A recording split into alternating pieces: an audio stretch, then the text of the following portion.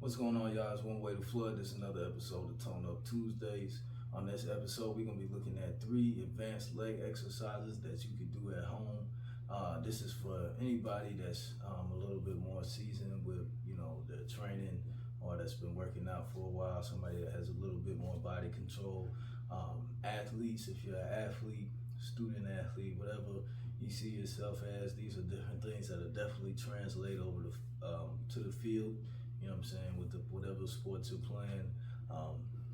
And if you're somebody that does, actively does calisthenics and plyometrics, these just might be a couple of exercises. You might have still a couple variations of them that you might not have seen that you could add to, your routine. Sometimes with plyometrics and calisthenics, it could be, it can become challenging, or, you could plateau. Not being able to find different ways to challenge your body, you gotta kind of trick your brain sometimes, to really stimulate the growth and the progress that you want, or adding different ways just to, to manipulate and take advantage of, different time under tensions or different things like that to really get the isolation or the difficulty or the challenge that we need for, to keep progressing. So, but I won't keep rambling. We'll go ahead and get into it. So the first one is you've probably seen this before. You've probably seen most of these. There's just really kind of some like slight variations to them. You know what I mean? But this, I don't even actually know the name of this exercise. I think I might have seen it one time. But I really liked it as far as, because I wanted to find something that I could really focus on my hamstrings, with at home, besides, single leg deadlift, something like that. So these are a really good exercise. Also, when trying to build, something challenging for the legs, or really any muscle group, I'm very big on supersets. So a lot of these workouts, I might superset with a different workout, or superset a variation of how I'm doing the movement. You know what I'm saying? So, but with this first movement, you're gonna basically, it's more like a hamstring extension, okay? And you're gonna wanna make a kind of angle with your leg here. Originally say at 90, but it's really a little bit more than that, probably like 100 degrees, okay? And gonna put our dumbbell on our hip here, right? This leg's gonna be straight. Now, you've seen this before, where we're coming up here, right, and we're going down. What we're gonna add to this, what we're gonna add to this is a time under tension. We're gonna hold at the top, right? We're gonna do a 5-second negative on the way down, and then we're exploding right up into the next breath. Okay, so that pause at the top, 1 to 2 seconds, and then down into that 5-second negative. I'm at about 100, or I'll do it with this hand. Okay. So,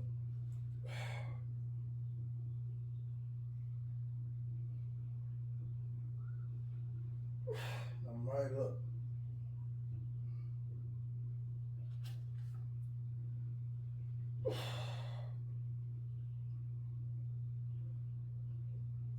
Now, when you do this exercise, make sure you are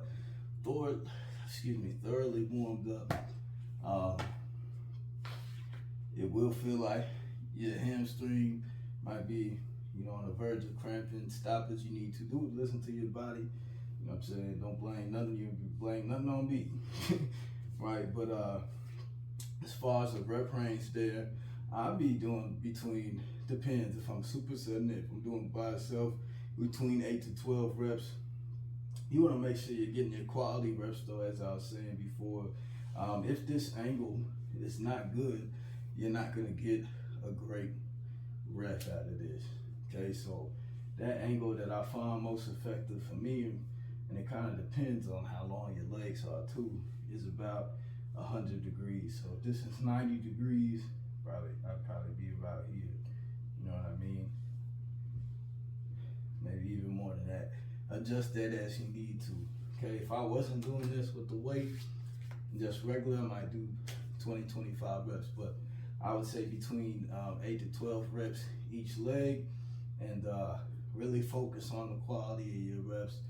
This, when you're doing these type of movements, that time under tension, things like that, those play a huge role in really, you know, your muscle growth and building strength. You know what I'm saying? So moving on to, I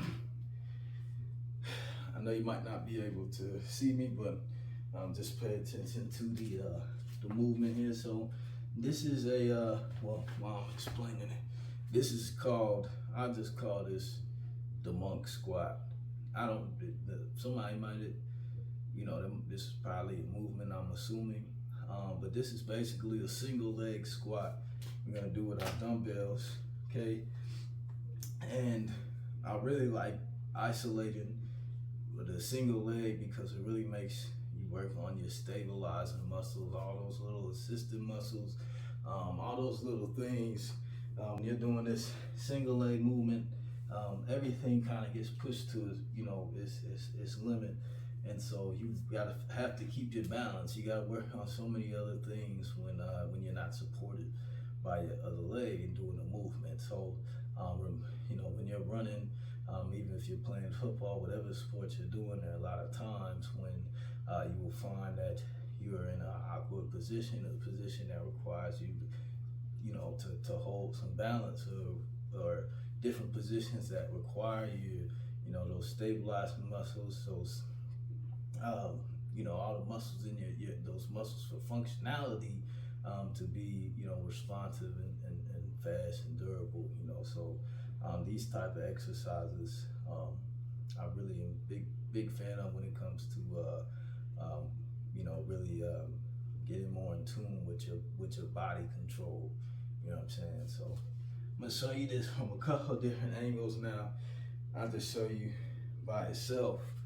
The weight will kind of help you balance a little bit, the dumbbells, right? So imagine we're gonna have our dumbbells here, and with my leg, this leg right here, okay, I'm gonna put it behind this leg, okay?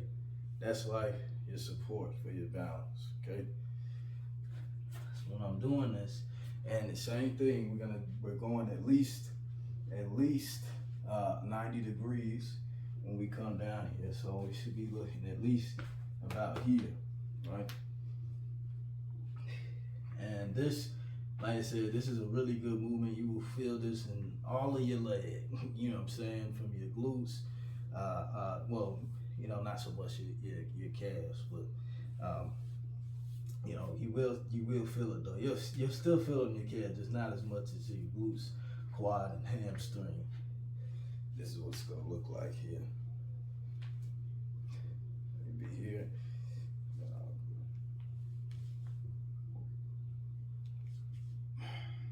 Right? So from the side here, boom. And that's one thing I should have done that I didn't do a good job of. Try to keep your back straight. You know what I'm saying? Same rules apply. Boom.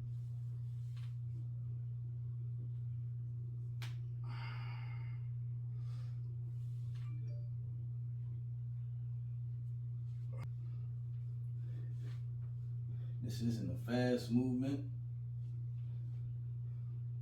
You know what I'm saying? Same thing here.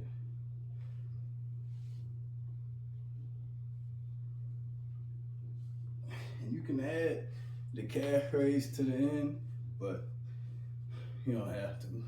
You know what I'm saying? But as far as the rep range for those, you know, I would say same thing with those, between 8 to 12 each leg, and it depends. You can use heavier dumbbells, but that's more so up to you. You want to be doing those reps, those are slower reps. All of these reps are a little bit slower, more so time under tension. You know what I'm saying? The last one is gonna be, it's called a split jack. Usually several different names for it. Something that I think Mike Tyson was pretty big on these. But the same principle with this. We're gonna be adding a little bit of time under tension, you know what I'm saying, and emphasizing that explosive movement up and on that negative, taking advantage of that. You can do this with squat jumps too, you know what I'm saying. When it comes to your squat jumps, any exercise where you're doing that jumping type of motion, when you're coming down, that negative, that is a whole rep. And a lot of times, you know, miss the opportunity to take advantage of that negative motion, you know what I'm saying? So on your way down, as soon as you touch the ground and you absorb that landing, slow down and control yourself and make yourself go slow on the way down, especially if you got like a weighted vest or something, you know, that you'll really have to put some resistance to. That'll work out the best. But when we do this split jack, we're gonna do a fast turnover, okay, to work on that. So it's gonna look like this. And I would probably say same thing with this reps. You know, you might be looking at 15 reps of this. A lot of these things, I would superset, you know, with some other more different exercise, not necessarily basic, but it would look like this. Put this here.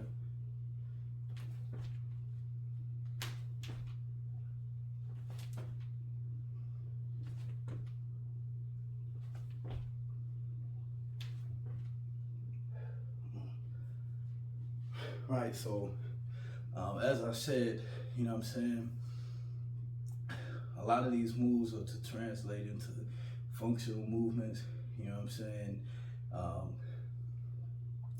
things that can work on multiple areas of the body at one time that aren't necessarily always addressed with stationary movements or different things at home. So these are exercises that'll help with your explosiveness, help with your mobility, and paying attention to those different elements like the time under tension, you know what I'm saying, those little things will help, you know what I'm saying, stimulate some areas that might not be, you know what I'm saying, addressed as much, and then also, you know, provide, you know, maybe a different variation of something that you haven't seen, which is really good to I tuck a deuce early, my time could be better spent. Integrator stepping with my chakras in the mix. I'm God without a stick, but what's attached, shit like a ride. Heavy is the head, cause I'm here back.